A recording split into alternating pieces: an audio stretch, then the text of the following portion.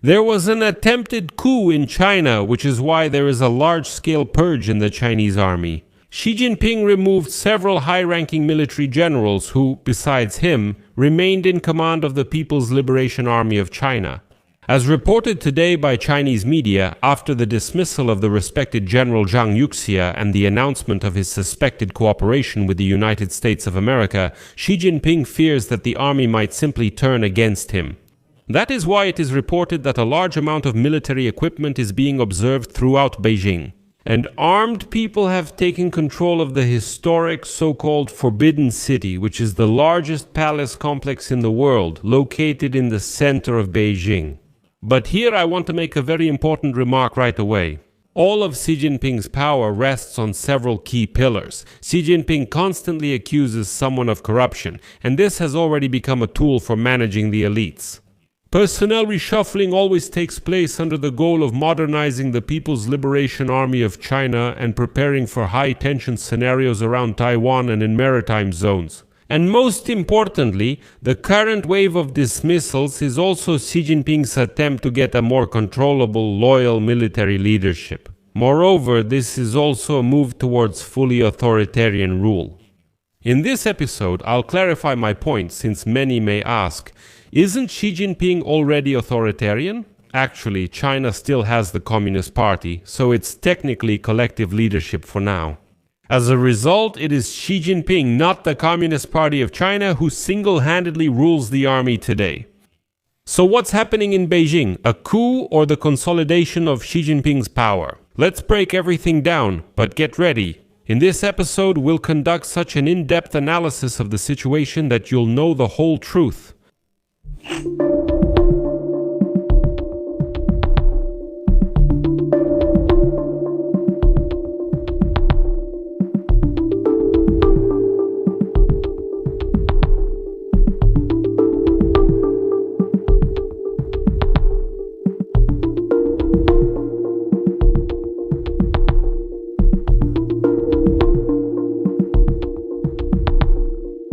My name is Alexei Pichi. Let's discuss this topic together. But before we start, I ask you to subscribe to this channel, like this episode, and leave any comment under this video. Also, subscribe to my Telegram channel, Pichi News. The link is in the description of this video. There we publish breaking news as soon as it comes in. So, a number of media outlets have already reported that there was an attempted coup d'etat in China. This is explained by the fact that a large amount of military equipment has been spotted all over Beijing, and armed people have taken control of the historic Forbidden City. It's the largest palace complex in the world, located right in the center of Beijing. And of course, when the military showed up there, it raised questions online, and videos appeared where you can actually see military equipment moving in Beijing. And all this sparked rumors that Xi Jinping is defending himself against a coup attempt initiated by the military. The same military officials he has been ruthlessly dismissing, but is that true? Let's find out. So, just recently, as you know from my previous episodes, the Ministry of Defense of China officially announced an investigation into two key figures in the top military leadership, Deputy Chairman of the Central Military Commission, General Zhang Yuxia, and General Liu Zhenli. He heads the Joint Staff of the Central Military Commission.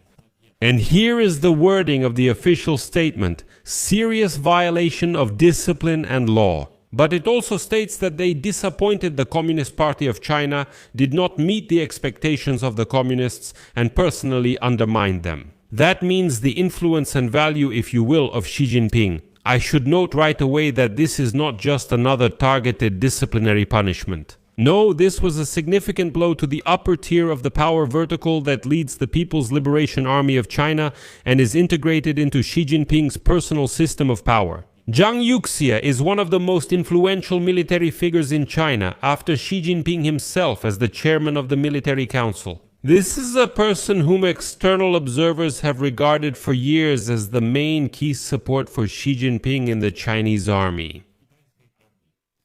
Liu Zhenli is also not exactly a secondary figure. The Joint Staff Department of the Central Military Commission is, if you want to put it simply, the headquarters for operational management, planning and coordination. It's the General Staff. So they struck not only at the political weight, but also at the operational brain, in other words, at the actual management of the army. It would seem that such purges are nothing new in China. I'm sure each of you has probably heard news about how Xi Jinping supposedly fires some generals, top officials, ministers, and so on for corruption. You've seen high-ranking Communist Party officials being led away before, so this isn't new. However, this time the situation is different. The thing is, media close to the Communist Party all wrote the following quote: "This undermined the chairman of the Central Military Commission's ultimate responsibility system." If you didn't get it, this was a hint that the dismissed generals, through their actions, were undermining the personal supreme authority of Xi Jinping. Why is this important? Well, first of all, in Beijing, they publicly emphasize not only the corruption aspect, but also the political undermining of the principle of unconditional obedience to the center and personally to Xi Jinping. As a result, the entire apparatus of the military council froze because this was a signal that all disloyal people would now be openly removed, meaning they wouldn't even bother hiding behind corruption charges anymore. Previously, Xi Jinping had one tool: announce, accuse of corruption, fire. Now they say no one will hide anymore.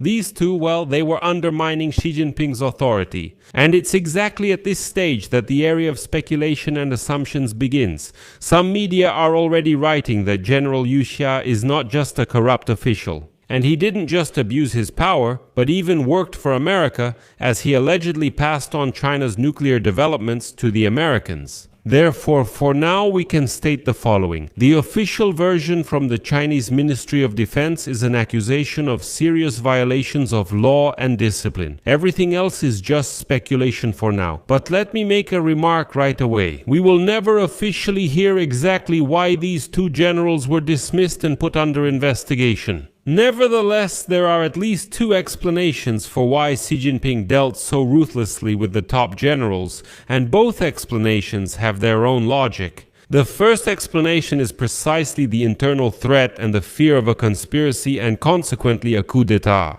This is exactly what many media outlets are writing about right now. When the purges affect people who were considered to be as close as possible to Xi Jinping, many people automatically think of the word coup as if they really wanted to remove Xi Jinping. These are so-called insiders, members of the regime, people who are on the inside and as close as possible to the leader. And this idea is further fueled by the harsh public rhetoric of Chinese media about undermining the system of accountability of the head of the Central Military Commission. Plus, Chinese media also write that these two didn't listen to the Communist Party at all, didn't live up to expectations, and so on.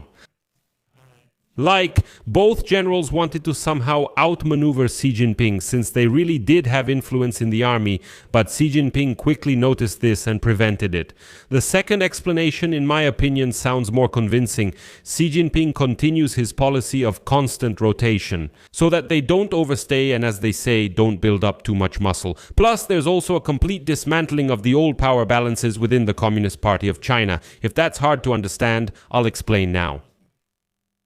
Jinping very often uses the anti-corruption campaign simply as a tool to control the elites. That is, if someone has done something wrong or has become less loyal, they can always be accused of corruption. It's actually very easy. In addition, Xi Jinping is actively modernizing the army right now, and recently, as you know, they even conducted new tests of combat robots, new drones, and so on. That's why a simple personnel reset is needed, as well as preparation for a new one.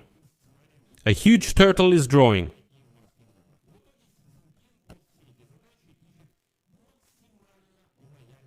Forks us, probably. Intelligent.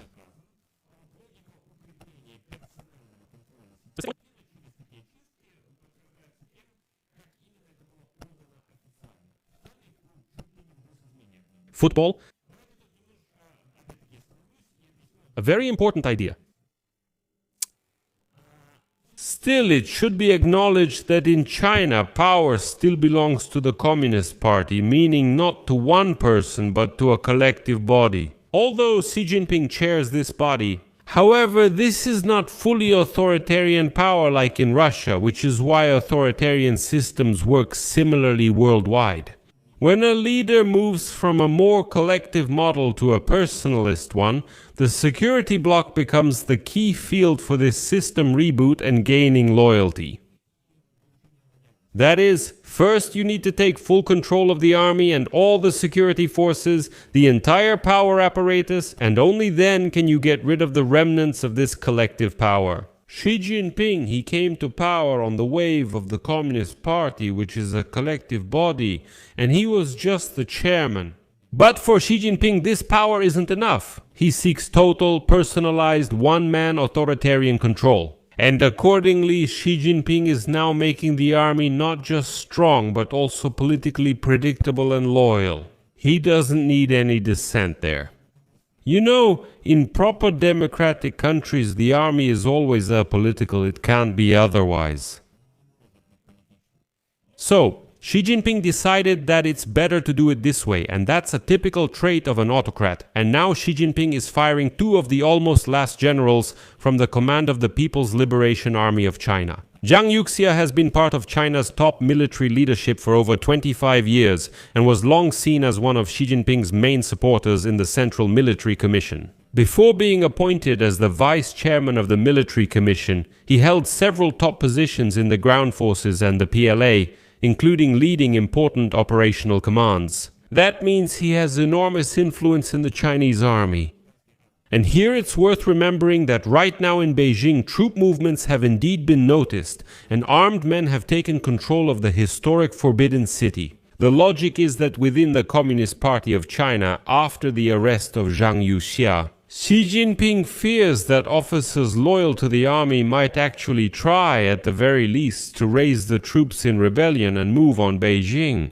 It is reported that, by the way, Xi Jinping ordered military units not to leave their locations and has effectively frozen any movement of the army within the country. And today, many media outlets quoted former Inner Mongolia official Duwaini, who stated that there was an internal explosion within the command of China's army.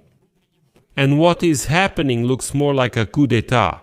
Here is the quote: "This is not a purge at all. A storm has erupted within the Communist Party of China. A real coup d'etat has taken place." And then there's also the dismissal of Liu Zhenlei, who also held leadership roles in the Military Council headquarters for more than 20 years and was directly responsible for planning and coordinating all military operations. And as the head of the army,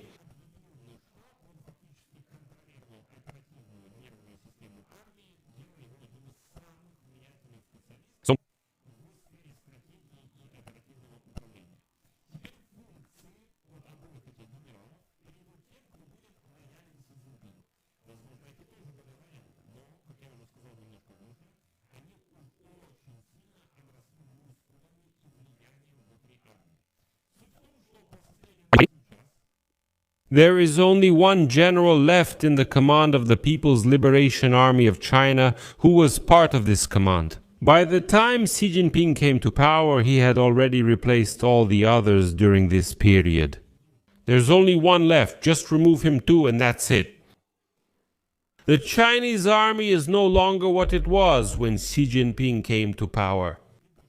And accordingly, he is putting the army under his complete personal control, which is the first sign that Xi Jinping is simply moving toward personalized power, and the Communist Party of China will just be a formality. That's why I say that Xi Jinping is now moving China from party rule to a fully authoritarian and personal regime. And if a coup d'etat can happen, it can only happen now, because later there simply won't be anyone left to do it, since Xi Jinping will have total power.